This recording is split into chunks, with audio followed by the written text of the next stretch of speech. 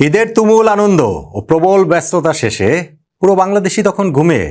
আমি নিশ্চিত যারা জেগেছিলেন, যারা অনলাইনে ছিলেন, যারা বিশ্বকাপ নিয়ে খোঁজ খবর রাখেন, তারাও এরকম হঠাৎ করে চমকে উঠেছেন। যারা সকালে ঘুম থেকে উঠে এই খবর দেখবেন, তারা তো চমকে উঠবেনই।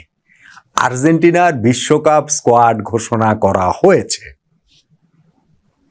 আমি অনলাইনে ছিলাম এবং সেইখানটাতে আর্জেন্টাইন ফুটবল অ্যাসোসিয়েশনের অফিসিয়াল ফেসবুক পেজে ঠিক রাত 4:45 3:45 দেখলাম যে একটা ভিডিও পোস্ট করা হয়েছে। ভেবেছি ওয়ার্ল্ড কাপ নিয়ে, তাদের ওই প্রমোশনাল অ্যাক্টিভিটিস এইসব নিয়েই হয়তো বা একটা ভিডিও। কিন্তু যখন দেখলাম যে না, ভিডিওর একেবারে শুরুর অংশেই আর্জেন্টিনা জাতীয় দলের কোচ লিওনেল স্ক্যালোনিকে দেখা যাচ্ছে, তার হাতে একটি খাম, এবং সেই খামটা তিনি সিলগালা করে একজনকে ডেকে সেটা তার হাতে দিয়ে দিচ্ছেন। স্প্যানিশ ভাষায় কথা বলছেন, সেটা তো আর বোঝার উপায় নাই, কিন্তু ঘটনাটা বুঝতে আসলে সময় লাগেনি। আর্জেন্টিনা বিশ্বকাপ স্কোয়াড কি দিয়ে দিচ্ছে নাকি? মানে আমি তখনও ভেবেছি হয়তো বা স্কোয়াড ঘোষণা করা হবে, কখন সেইটা জানানো হবে, কিন্তু ওই খামটা দেখলাম হাতে হাতে ঘুরলো। বিভিন্ন সমর্থকদের ওইভাবেই ভিডিওটা তৈরি করা হয়েছে এবং শেষে গিয়ে যখন ভেসে উঠল ভিডিওটার পর্দায় যে নাম পজিশন ওয়াইজ, তখন তো দেখলাম আরে আর্জেন্টিনার বিশ্বকাপ দল তো ঠিকই দিয়ে দিয়েছে। হ্যাঁ, ঠিক তাই, আর্জেন্টিনার এই ওয়ার্ল্ড কাপ স্কোয়াডটা ঘোষণা করা হয়েছে একরকম হুট করে। মানে আজকে ওয়ার্ল্ড কাপ দলটা দেয়া হবে আর্জেন্টিনার, এরকম একটা আলোচনার জায়গা আর্জেন্টিনা গণমাধ্যমে দেখতে পাচ্ছিলাম। এমনিতে তো সব বড় দল সেই বিশ্বকাপ স্কোয়াড ঘোষণা করেই ফেলেছে, সেটা France, Brazil, England, Portugal, Spain, Germany, Netherlands. বড় দলগুলোর মধ্যে বাকি ছিল শুধুমাত্র আর্জেন্টিনা, ডিফেন্ডিং চ্যাম্পিয়ন, 4 বছর আগে যারা শিরোপাটা জিতেছে কাতারে। এবং তারা দলটা কিভাবে তৈরি করছে, গত কয়েকদিনের মিডিয়ার খবর দেখছিলাম যে না, 6টা ভিন্ন দল থেকে একটা দল তৈরি হচ্ছে। ওই আর্জেন্টিনা কোচিং স্টাফের সবার কাছ থেকেই হচ্ছে গিয়ে স্কোয়াড নিচ্ছেন মূল কোচ স্ক্যালোনি। ফাইনাল কলটা তারই অবভিয়াসলি। কি একই সঙ্গে ওই কালকেও একটা নিউজ দেখছিলাম যে 2-1টা জায়গা নিয়ে এখনো পুরোপুরি ডিসাইডেড না। তো আজকে দল ঘোষণা করা হতে পারে, কিন্তু এইভাবে সোশ্যাল মিডিয়াতে দল দিয়ে দেওয়া হবে, মানে আমি সোশ্যাল মিডিয়াতে দেখেছি। আমি জানি না যে তিনি প্রেস কনফারেন্স স্ক্যালোনি করেছেন কিনা, প্রেস কনফারেন্সের মাধ্যমে দল দিয়েছেন কিনা। যাই হোক, যেই দলটা দেওয়া হয়েছে সেই দলটাতে কারা আছেন কারা নেই, চমক আছে কতটা, বিতর্কের সুযোগ আছে কতটা। অবভিয়াসলি আর্জেন্টিনার মতো football playing nation, world cup champion, defending champion হিসেবে তারা যাচ্ছে, কিছু নাম নিয়ে তো বিতর্কের সুযোগ থাকবেই, জায়গা তো রয়েছে। তবে আমার কাছে মনে হয় যে 2টা নাম আসলে এই ওয়ার্ল্ড কাপ স্কোয়াডটাতে থাকতেই পারতো। সেই 2জন না থাকার কারণে আমি একটুখানি অবাক হয়েছি। না না, সেই 2জনের মধ্যে আবার আনহেল ডি মারিয়া নাই। আনহেল ডি মারিয়া আর্জেন্টিনার ওয়ার্ল্ড কাপ স্কোয়াডের কোথাও নাই, থাকার কোনো কারণও নাই। এটা অ্যাবসলিউটলি আমাদের উর্বর মস্তিষ্ক প্রসূত। ফলে ডি মারিয়ার আশা আসলে মানে আশা তো সমর্থকরা করতেই পারেন, কিন্তু এটাকে যদি ইনফরমেশন হিসেবে নেন তাহলে বিপদ। ডি মারিয়া নাই, কিন্তু কারা আছেন কারা নাই সেগুলো নিয়েই এই স্কোয়াডটা নিয়ে আর্জেন্টিনার আলোচনাটা করছি। লিওনেল মেসি আছেন, লিওনেল মেসির থাকারই কথা, আর না থাকার তো কোনো কারণই নেই। কিন্তু আজকে সেটা অফিসিয়াল হলো, সেটা আমরা বলতে পারি। মেসি অনেকদিন ধরেই বলে আসছেন যে বিশ্বকাপের কথা তিনি আলাদা করে ভাবছেন না, তিনি হচ্ছে গিয়ে ওই ডে বাই ডে নিজের অবস্থাটা দেখবেন, আর্জেন্টিনা দলকে তিনি হেল্প করতে পারবেন কিনা সেইটা তিনি দেখবেন, শারীরিক অবস্থা তার কি থাকে সেইটা তিনি দেখবেন। কিন্তু এটা আমরা সবাই জানতাম যে মেসি ছাড়া আর্জেন্টিনা ওয়ার্ল্ড কাপ টিম হবে না, এবং এই ওয়ার্ল্ড কাপ স্কোয়াডটাতে মেসি আছেন, মেসি খেলবেন। ওই তার একটা ছোট ইনজুরি সমস্যাও না, একটা ফ্যাটিক জনিত সমস্যার জায়গা তৈরি হয়েছে, কিন্তু ওই আর্জেন্টিনার হয়ে ওয়ার্ল্ড কাপের শুরু থেকে মেসিকে দেখাই যাবে। নেইমারের মতো অবস্থা তার না, খুবই দুঃখজনক নেইমারের যে এইভাবে তিনি আবার ইনজুরিতে পড়ে গেলেন। যাক, সেটা নিয়ে আলাদা ভিডিও করছি, এই ভিডিওর আলোচনা তার সেটা না। সো মেসি রয়েছেন, তার প্রতিদ্বন্দ্বী ক্রিস্টিয়ানো রোনালদো যেমন এইবার 6ষ্ঠ বিশ্বকাপ খেলতে যাচ্ছেন, পর্তুগালের ওয়ার্ল্ড কাপ স্কোয়াডে তার নাম ঘোষণা করা হওয়ার পর সেটা যেহেতু হেডলাইন হয়েছে, সো মেসিও 6ষ্ঠ বিশ্বকাপ খেলতে যাচ্ছেন। ওইটা জাস্ট শুধু হচ্ছে একটু বলার জন্যই বলে দিলাম। স্কোয়াডটা আর্জেন্টিনা কেমন হচ্ছে আমি পজিশন ধরে ধরে যদি একটুখানি বলি, ধরুন গোলকিপিং পজিশন নিয়ে বিতর্কের কিছু নাই, আলোচনারও খুব একটা কিছু নাই। এমিলিয়ানো মার্টিনেজ এখানটাতে রয়েছেন, থাকারই কথা ছিল। 4 বছর আগে আর্জেন্টিনা যে বিশ্বকাপ জিতেছে, 36 বছর বিরতিতে যে বিশ্বকাপ জিতেছে, লিওনেল মেসির চির আরাধ্য যে বিশ্বকাপ জিতেছে তারা, সেইখানটাতে এমি মার্টিনেজের ভূমিকা ছিল খুবই অগ্রগণ্য, এবং এইবারও তাই থাকার কথা। ফার্স্ট 11-এ তো তিনি অবশ্যই খেলবেন, এবং তার ডেপুটি হিসাবে এইখানে রুলো এবং মুসি, এই দুই মানে মুসো এবং রুলি, এই 2জনের থাকার কথা ছিল। এই 2জনই রয়েছেন। এই জায়গাটাতে খুব একটা আলোচনার কিছু নেই।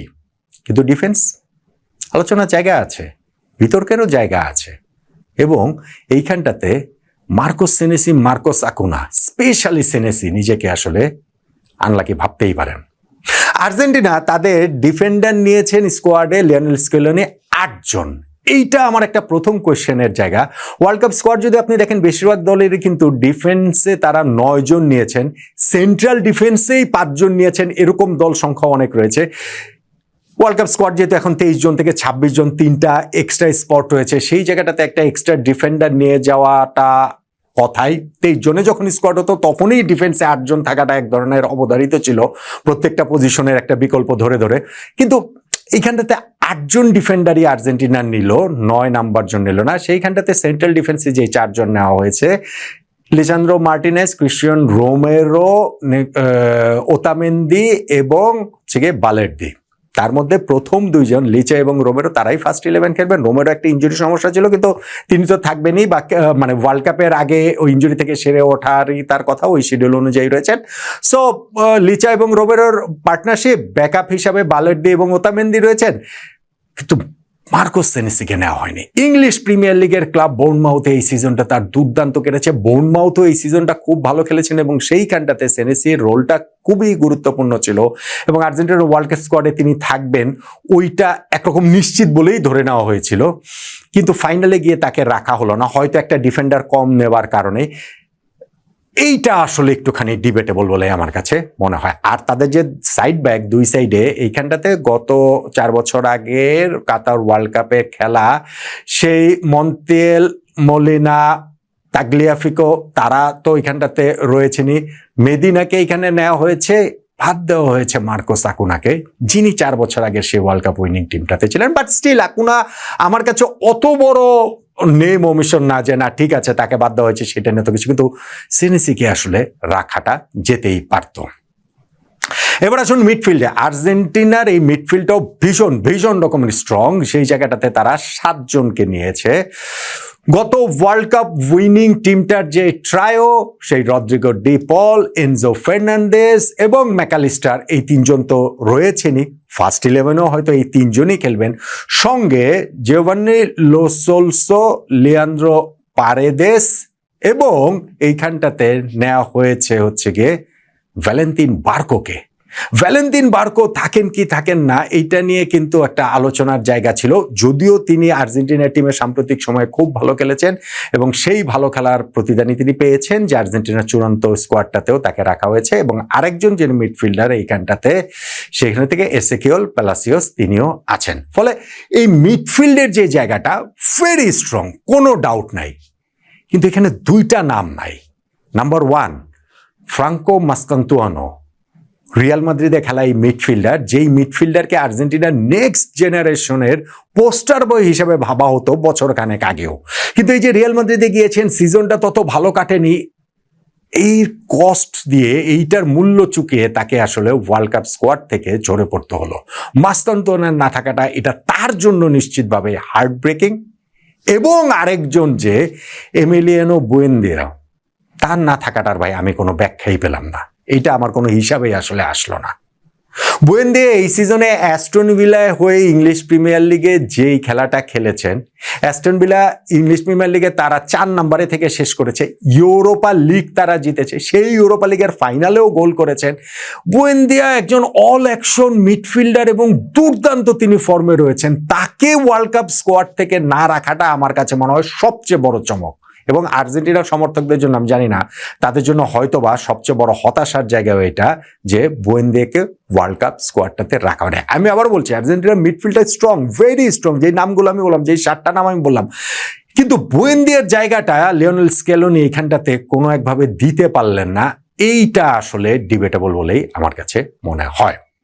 আর সঙ্গে ফরওয়ার্ড যে 8 জন তাদের রয়েছেন, ওইখানটাতে ধরেন লিওনেল মেসির কথা বলেছি, তিনি তো থাকবেনই। হুলিয়ান আলভারেস, লাউতারো মার্টিনেস, তারা তো এখানটাতে থাকবেনই, থাকারই কথা। সঙ্গে এখানটাতে গিয়ে হোসে লোপেসকে রাখা হয়েছে। আর তাদের গিয়ে ওই যে উইঙ্গার হিসেবে, প্রথাগত উইঙ্গার হিসেবে না খেললেও ওই অ্যাটাকিং থার্ডে যারা গিয়ে সাইড থেকে ওই আক্রমণের জায়গাটাতে আসবেন, সেইখানটাতেও আর্জেন্টিনার এইখানটাতে নিকো গঞ্জালেসকে রাখা হয়েছে, নিকোলাস গঞ্জালেস, তিনি আবার কোচের খুব প্রিয় খেলোয়াড়। নিকো পাজকে রাখা হয়েছে, এইটা আমার কাছে মনে হয় যে খুব ভালো একটা এডিশন এবং এইবারের ওয়ার্ল্ড কাপে তিনি একটা চমক হয়ে উঠতে পারেন এই নিকো পাজ। সঙ্গে থিয়াগো আলমেইদা তিনি আছেন এবং হচ্ছে গিয়ে জুলিয়ানো সিমিওনি, তাকেও আসলে রাখা হয়েছে। এই নামগুলো থাকবেন সেটা এক্সপেক্টেড ছিল। নিকো পাজ থাকবেন কি থাকবেন এটা নিয়ে আলোচনার জায়গাটা ছিল। আর যখন আপনি বলবেন যে বুয়েন্দিয়া বাদ পড়ে গিয়েছে, ধরেন মাস্তান্তুয়ানো বাদ পড়ে গিয়েছে, ধরেন হচ্ছে গিয়ে ওইখান থেকে সেনেসি বাদ পড়ে গেছে, নিকো পাজও তো বাদ পড়ে যেতে পারতেন। তো সেই হিসাবে এই টাকাটা এক অর্থে একটুখানি স্বস্তির। ফরওয়ার্ড লাইনের এইখানটাতে আর বাইরে থেকে কেউ থাকতে পারতেন কিনা, ধরেন আলেহান্দ্রো গার্নাচো, তার কথা বলা যেতে পারে। তিনি হয়তো বা ভাবতে পারতেন যে যদিও চেলসিতে তার এই সিজনটা যেমন কেটেছে সেইখানটা থেকে যে স্কোয়াডটাতে থাকবেনই, ওই এক্সপেকটেশনের জায়গাটা হয়তোবা তারও ছিল না, কিন্তু ওই যে একটা এক্সপেক্টর আছে না, সেই হিসাবে হয়তোবা স্ক্যালোনি তাকে স্কোয়াডটাতে রাখতে পারতেন। ফাইনালে গিয়ে আসলে তাকে ওইখানটাতে রাখা হয়নি। তাহলে এই হচ্ছে মোটা দাগে আর্জেন্টিনার স্কোয়াড। মোটা দাগে না, পুরা দাগেই তো বলে দিলাম, মোটা দাগ আর কি। 26 জনের যে স্কোয়াড সেইখানটাতে 3 জন গোলকিপার, 8 জন ডিফেন্ডার, 7 জন মিডফিল্ডার এবং 8 জন ফরওয়ার্ড নিয়ে তাদের এখানটাতে সাজানো হয়েছে স্কোয়াডটা। সেই স্কোয়াড ঘোষণাটা যে এরকম হুট করে হয়ে যাবে সেটা একটা চমক, এবং আমার কাছে মনে হয় যে স্কোয়াডটা আর্জেন্টিনা দিয়েছে ডেফিনেটলি এই স্কোয়াড তাদের 4 বছর আগে শিরোপা ডিফেন্ড করার মতো সক্ষম। অবশ্যই তারা ওই শিরোপাটা সহজে যেতে দিতে চাইবে না। তারা নো হাউটা জানে গত বছর কিভাবে তারা ওয়ার্ল্ড কাপটা জিতেছে, ফলে এই ওয়ার্ল্ড কাপের জয়ের কৌশলটার সঙ্গে তারা পরিচিত রয়েছে। আর্জেন্টিনার কাছ থেকে বিশ্বকাপ নিয়ে যাওয়া অন্য কোনো দলের, যত বড় দলই হোক না কেন বা আরো আর যত বড় বড় নামই থাকুক না কেন, আর্জেন্টিনার কাছ থেকে, এই আর্জেন্টিনার কাছ থেকে বিশ্বকাপটা নিয়ে যাওয়াটা কারোর জন্যই সহজ হবে না। যদিও লিওনেল স্ক্যালোনি যে স্কোয়াডটা ঘোষণা করেছেন সেইখানে ওই যে 1টা 2টা 3টা জায়গা নিয়ে একটু আলোচনার, একটু বিতর্কের সুযোগ থেকেই যাচ্ছে।